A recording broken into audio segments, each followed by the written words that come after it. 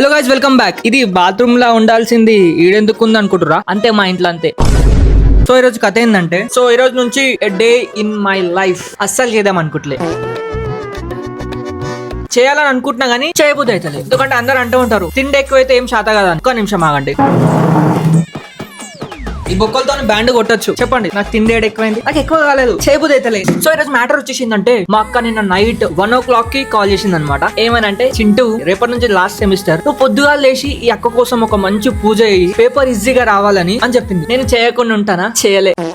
కానీ మార్నింగ్ మా అక్క కాల్ చేసింది. అలారం అనుకొని పెట్టి వాడేసిన.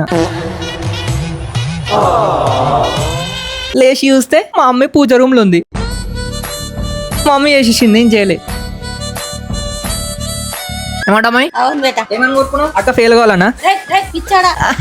సో నేనైతే ఏం మొక్కుకున్నా అంటే, మా అక్క మంచిగా రాయాలి, పాస్ కావాలి, జల్దీ ఇంటికి రావాలి, మస్తు వీడియోలు చేయాలని మస్తు కోరుకున్నా. జల్ది రావాలి బుజ్జి. సో మీరు కూడా లైక్, షేర్ అండ్ సబ్స్క్రైబ్ చేసుకోండి.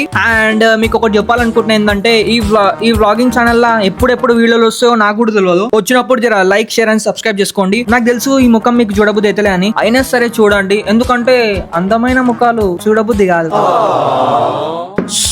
సో ఈ వీడియో మీకు నచ్చినట్టయితే కామెంట్ సెక్షన్ లా ఇట్లుంటే చూడు, ఒక ఇమేజ్ ఇట్లా పెట్టండి, లేకపోతే ఇట్లా పెట్టండి. నచ్చలేదు అనుకో, ఇప్పుడు కొత్త ఆప్షన్ ఇచ్చిందిగా కామెంట్ సెక్షన్ లా, మీ ఖరాబ్ ఫోటో కామెంట్ లో పెట్టండి.